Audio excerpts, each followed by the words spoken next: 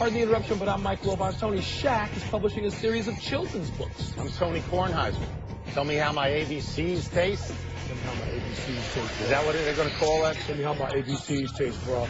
Shaq, he's not going to get aggressive with children. Really? Children love Shaq. Really? What if he found out Kobe was going to buy a lot of books? Would he get aggressive then? Don't. Really? Don't. Tell me how my ABCs taste. Welcome to PTI, boys and girls. In today's episode, the Clippers and Pacers come back. Michael Sam gets drafted, and Josh Gordon reportedly faces a year-long suspension. But we begin today with separate interviews by Donald and Shelley Sterling and their attempts to keep control of the Los Angeles Clippers. Donald Sterling told Anderson Cooper he had made a terrible mistake with his comments and hoped his fellow owners would give him the chance to atone. Shelley Sterling told Barbara Walters she intended to fight to keep her team. Wilbon, did the Sterlings help themselves in any way or just further bury themselves? Tony, I know these are big interviews with big news people, you know, and I know that this is getting a lot of play, and they get to play again secondarily, and, you know, social media, digital media. To me, they didn't do anything to either hurt or help their cause largely. Donald Sterling, the thing that struck me is that Donald Sterling asks us to believe this is a one-time mistake. This is just a one-time deal. And my only reaction is, you're a liar. This isn't a one-time deal. You've been using this language for a long time, and people have caught you. And just because they're hearing it on tape now, your feet are to the fire. But I just looked at it and thought this sort of irrelevant. How about her? I just thought she was irrelevant. Okay. I thought that Donald Sterling looked pathetic. Pathetic? Really, you went further than me on this. Yeah, I thought he looked pathetic. But I was intrigued by one thing that he said and did. He said he was going to try, in effect, and lobby the owners. Yeah. He seemed reluctant to go to court. Now, I found that interesting. On the other hand, his wife said she was going to fight, and clearly, she's already hired a lawyer. Yeah. Clearly, we see that that's an option. And it leads me to the same spot that I'm in all the time, which is, do you have a leg to stand on in court? Will a judge find for you that your property is being unfairly denied you, or will a judge say, you signed on with the league. A private club has provisions for just this sort of thing. Shelley Sterling talks about the fact that she goes to all the games and the fans love her. To me, that's not as meaningful. Do the players love you? Now, my sense is with the players, and I don't know if LeBron James speaks for everybody or anybody or just himself, but he's out there saying, we can't have any owner named Sterling. That was interesting. Tony, what about this? How about an owner named Johnson? It seems that Sterling now directing more of his diatribe at Magic, which is going to hurt him. It just seems. I think he was asked about that. Okay, but doesn't it? I don't think it helps at all. It doesn't help him. That he's also sensing now that it is Magic Johnson who's going to be sitting in that center court seat at some point. I certainly thought that weeks ago. You did. Yeah, you were early on that. It still makes sense to me. I just think at this point we've heard enough. I don't know how much further we go. And now it becomes a case of, is there a legal leg to stand on, or is there none? You know what? We're not losing this story anytime soon. You realize that. It's going to be around, legally or not. Well, unless they both say we're selling. Yeah. Meanwhile, the team Sterling has been banned from had perhaps his most impressive ever playoff victory yesterday. Coming back from 22 points down, 16 down with 9 minutes to play to even that series with OKC 2-2. So many great sidebars in this game, Tony, including off-the-bench scoring from Darren Collison and Jamal Crawford. But the most notable sidebar was Doc Rivers assigning 6-foot Chris Paul to guard 6'10" Kevin Durant. Tony, you crediting CP3, and is it possible this strategy could work again sometime in this series? Yeah, I know this is your deal, and I know you think that what Doc did was great, and it probably was great. It's very hard for Kevin Durant to dribble with Chris Paul guarding him, but it's very easy to go up over him. So, you know, what stands out to me is that the Clippers scored 38 points in the fourth quarter. They've played 44 playoff quarters, and that's the second highest amount they've gotten in the playoff. Where was the defense by Oklahoma? You gave up 38. Collison is waving goodbye as he goes down the court and lays it in. The turnovers contributed to a lot of that problem, and Kevin Durant was making some of those turnovers. I think 3 in the fourth quarter, Tony. Guys just going the other way. Look, the game was fascinating because you look at it early, you think the Clippers are going down 3-1. This series is going to be over. I thought so. They're going to lose both games at home. They have no way of stopping Kevin Durant and Russell Westbrook, who, by the way, started flexing And Russell Westbrook is shouting at his hometown crowd because he's from Los Angeles. And they think they are going home with a commanding lead. You watched the game carefully. Yes, I did. Is there anybody in America that can stop him from getting to the rim?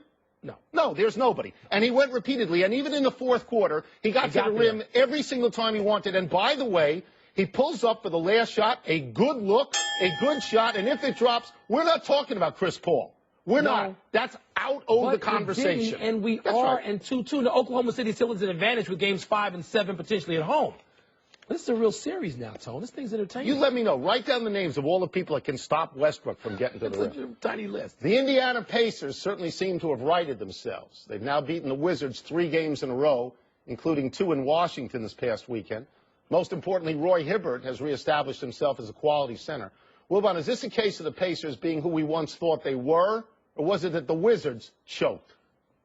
I know you're going to focus on the Wizards, so I'm going to focus on the Pacers. And they're close to what they were.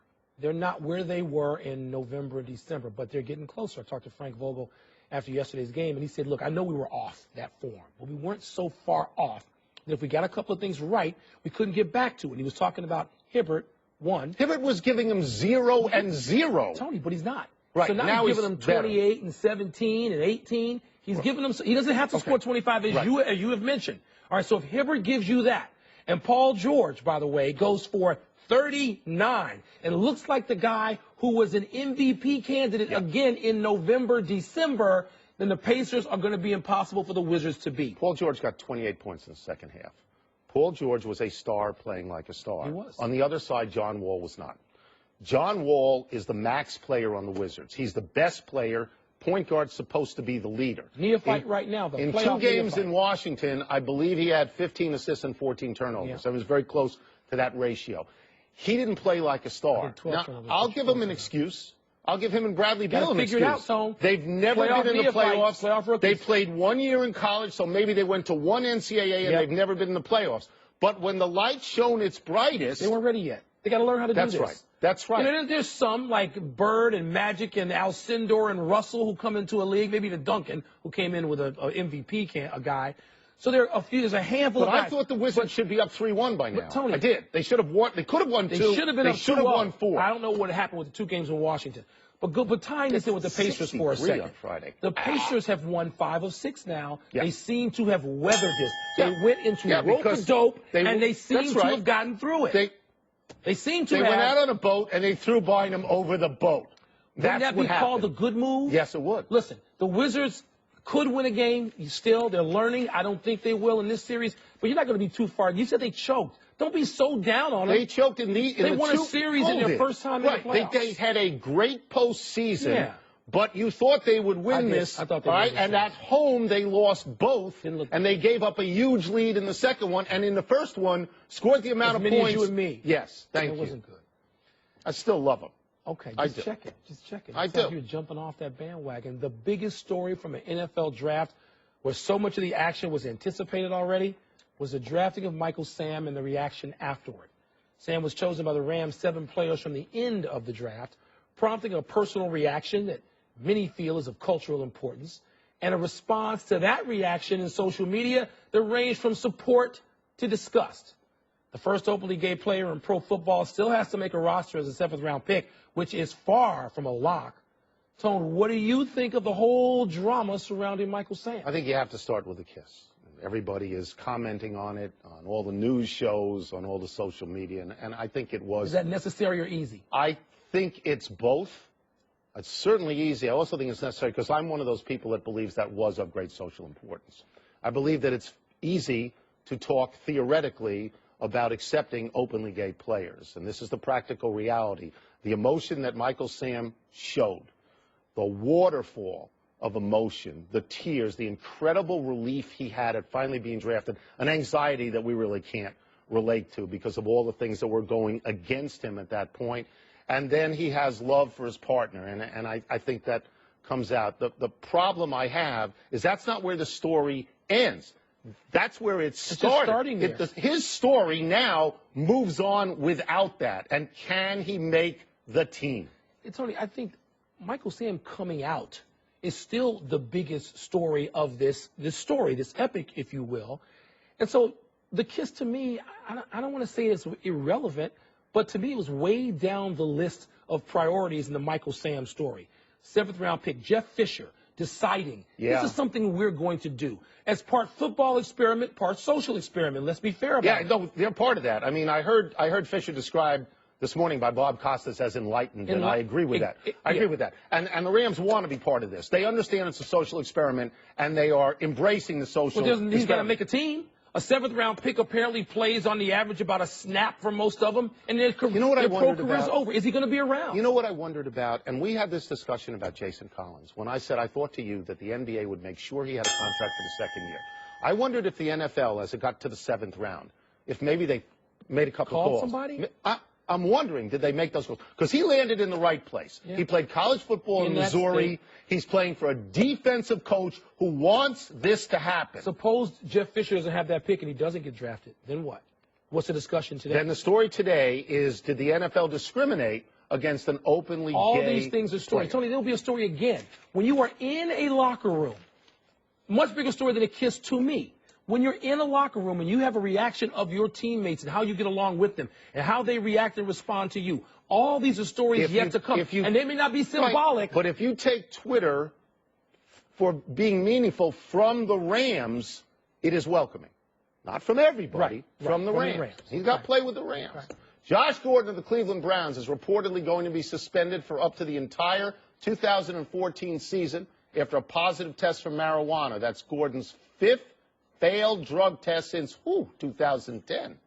Wilbon, tolerance for marijuana is gaining traction all over America. Is it time the NFL reconsidered its penalties for marijuana use? Well, the NFL will say no, because the NFL doesn't reconsider anybody else's watch. The NFL, does what it wants. Pete Carroll's part of the NFL? The NFL, New York, not Pete Carroll. Not a wild card guy. He's a Super Bowl winning coach. That's fine. It's Pete Carroll. We know Pete Carroll speaks for Pete Carroll. Let's not confuse Pete Carroll's point of view with the overall NFL point of view. Now, we've talked, I certainly have heard Adam Silver talk about this, and it's a very cautioned sort of, evolution for, I think, all these leagues, as they say, okay, we're going to take the temperature of where this goes legally in this country, and then we'll have to react. We're keeping our eyes open. Here's where it's gone so far. It's legal in Colorado. It's legal in Washington State, where we're sitting right now in the capital of the United States of America. It's decriminalized.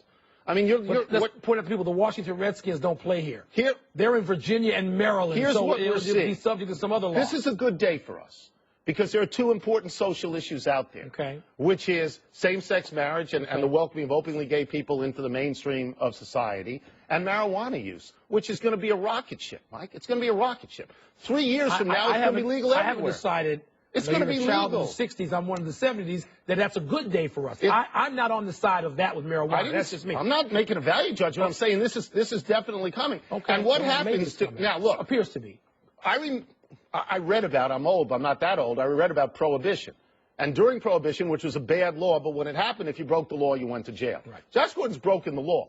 I don't have a whole lot of sympathy for Josh Gordon because he knows he's going to get tested and he's broken the law. But if in a year from now, medical marijuana is legal for football players. Viewed completely differently? Well, yeah, but a suspension could have come and gone by then, and it can't help his career. To be 23 years old and potentially, apparently, lose a year like this. I think they should move on this quickly. But you don't think they actually will? This NFL? I think they should move on it quickly. I think you better not wait by the phone for that one. Let's take a break. Coming up, how much pressure would another Nets win put on Miami Heat? Plus, does Jameis Winston need a full-time chaperone? And how does a pro golfer do this twice, Tony? Twice. Yeah, I think he can do that. Yeah, you and I can do it. Yeah, I think so. Coming this summer, the 2014 FIFA World Cup from Brazil. Every goal. The shot, Donovan scores! The USA leads by 2! Every save. Here's Germany up. Steal. Close. In the box. The shot is stopped. Every match. Wherever you are this summer, take the FIFA World Cup with you. It's on ESPN Radio and the ESPN Radio app. It is time to rip through these emails with the ferocity of Beyonce's sister being held back in a hotel elevator. Hold me back. Let's see what's first. Real time. Here we go. If the Heat lose again tonight, should we give the Nets a decent chance of winning the series. So in other words, if it's 2-2 with both teams having won their home games, should we give the Nets a decent chance? Then look, the Nets at some point got to win game 5 or 7 on the road, even if they win tonight. That's not a given. So no, decent would be like a 40% chance. I don't know. I'm not going that high unless they crush Miami tonight. Miami sustains, somebody gets a sprained ankle among the big. No, not at 2-2. That's how you define not decent, isn't it? Yeah. But I mean, they got a chance. But what we've seen in recent playoffs with Miami is they don't mind going 6 or 7. They still have win. to. And they still win. They get behind 3-2 So I think I'm sometimes, speaking too. for both of us, that we're going to be surprised if the Nets win this series. Because that would mean they were going to win 4 out of 5 at some point, or 4 in a row. And the lights out. They shot the lights out. Oh, they 15 or 25. Are they going to win? They're going to Yes do it again or no? tonight? No, the series. No, not tonight. That's it. Tonight, Goodbye. Good Pitt, night. Drive come home on. safely. Is Jameis Winston's dad right that the university should have someone around his son 24/7? Let me just say this. If he had been the #1 overall draft pick, as he could have been, and he was with a pro team right now, they would have someone around him 24/7. Yeah. They would, okay? I don't think Florida State has to do that. What about his responsibility? He gets in what looked to be terrible trouble earlier in the year with the possibility of sexual assault and said, I've completely learned from this. And then an hour later, he's walking out of a supermarket, out of a Publix with crab legs in his hand. Yeah, I got a problem with this because this sounds like a father who's not taking enough responsibility for me. And here's what's enough responsibility for me. Yo, Jameis, this your pops. I will have my size 13 up yours if I hear any more of this. Because that's what my father would have done. Famous, infamous, anonymous. That's what would have happened. There's not enough of that going on with some of these young star athletes. Poor man. I don't want to hear this. You don't get a chaperone. Go to school, son. Go to school. Let me just add parenthetically, Matthew. Yep, that's right. Ain't that Should we the truth? think more or less of Jared Weaver for asking out of a game he was winning 7-1? More of it. He's doing something for his team. Isn't it like he's abandoning his responsibility, like he's shirking it? He's saying, you know what, I got something going on here, not even Skip, but the pitching coach, and he's telling the truth. I know we got people out there in that bullpen. He's relying on his teammates. So, no, there's no way to spin it unless you're just one of those crazy, you got to show your guts people, that this is not the right move for his team. I think I'm right in these statistics. He won 11 games last year. He won 20 the year before. He won 18 the year before that. He's 31 years old. He's an established pitcher. He's helping the squad. Knows what he's at this doing. point. That's a quality start. He won 6 1/3. He gave up 1 run. It's a quality start. They brought in a reliever. Tough situation, bases loaded. He goes pop out, strike out, and they get out of the Even inning. if a relief pitcher hadn't gotten out of the jam, to one. say, I'm struggling today. Let's see what we can do to get this team a win.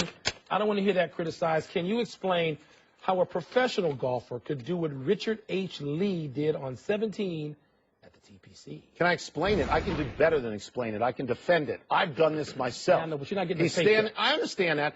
You know what? That's not even a story of the tournament. I watched the tournament. Martin Keimer is a story because he's in the fringe on 17 on the other side, and then he hits a bad chip shot, look at and that. he has the hardest putt in the world. It's like a tiger putt where you got to putt it to the left and make it go back to the right, and he nails the putt, and he maintains the one-stroke lead and wins the That's what we tournament. associate with pros.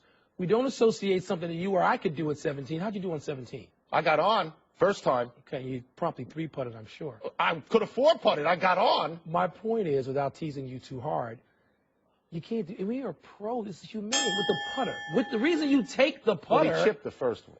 he attempted to chip the first one. It was bad. It was terrible. He's Chicago's own, by the way. Enough email. Time for a break. But on the way, Mike Brown, your boy, gets canned for the 3rd time in 4 years. I feel bad for Mike. Plus, the Bruins and the Spurs trying to punch their tickets to the conference finals. Mike Brown's getting paid by 9 different A lot teams. of people. Mike Brown getting paid. Mike! Happy time, people. Happy 52nd birthday, Emilio Estevez. Just stay with me here. Charlie Sheen's younger brother is well known for playing Coach Gordon Bombay in the Mighty Ducks movies. Real-life Ducks coach Bruce Boudreau called up rookie John Gibson from the AHL and started him Saturday with his team down 1-2 to the Kings, and Gibson became the youngest goalie ever to record a shutout in his playoff debut. If you're Estevez, how do you feel that your older brother has acted like this for a lifetime? What do you think? It gets cool. You disowned? It's cool. Happy anniversary, Buster Posey. On this day 6 years ago, you played all 9 positions and hit a grand slam as Florida State beat Savannah State. When we aired this original story, Wilbon called it a show-off move and said he was offended. I called it garbage and said the Savannah State coach should have pulled his team from the field. Clearly, we did not know how good Buster Posey was going to be. Do we look stupid? I didn't say that. Yeah, you do. We have it on tape. I don't believe it. Yeah, check the tape. Happy trails, Mike Brown. The Cavaliers fired Brown today for the second time in 4 years after he won just 33 games in his one season back with the Cavs. Combine that with the Lakers firing Brown 5 games into last season. That means Brown's been canned 3 times now in the last 4 years. Wow. Wilbon, do you think he'll ever get another head coaching gig in the NBA? I don't want to say ever. It would seem to me to be a while. But Mike Brown has been a good coach. Mike Brown has gotten to the NBA Finals. By the way, the Cavaliers owe him $16 more million, so it's okay to be Mike Brown right That's now. why you want lunch from Dinner, the guy. dinner. Trying to find Not out we lunch. messed up, Reali. To answer your question on Buster Posey, yes, you both look stupid. Man City winning the Premier League title for the second time in 3 years. You no love from you guys? What's up that? Stop. What's that about? Stop with that. Let's go to the big finish. Let's do it. The Browns cut your boy Vince Young just 11 days after signing him. Is this the end? I hope not. Maybe this is more about the Browns and your boy, the owner. Oh, wait, Browns owner Jimmy Haslam, your boy. Yeah, Since my the boy. team has told Johnny Football, your boy, Yeah. to act like a backup quarterback. You happy with that? No, that's stupid because backup quarterbacks don't sell 2,000 season tickets in an hour and a half. Shefty says A.J. McCarron rubbed teams the wrong way in pre-draft interviews. Do you think that's why he fell to the 5th round? Yes, he ought to act like a backup. He said he wasn't going later than 35. What happened? Bruins Canadians, Game 6 tonight. Is Boston going to eliminate Canada from the NHL proceedings? You see this flag I'm waving? Does it look like I think that's going to happen? Absolutely not. That's going 7. Last one. Spurs go for the sweep tonight. Will they get it? Spurs get the sweep. They've been dominant. They've led all the 32 seconds. You know what else? The Bruins are going to win, too. We're out of time. Don't listen to him. We'll try and do better the next time. I'm Tony Kornheiser. I'm Mike Wilbon. Same time tomorrow, Knucklehead. Check out the PTI podcast on iTunes. Craig Sullivan. Shout out. Ask me who he is. Who is he? I don't know. PTI.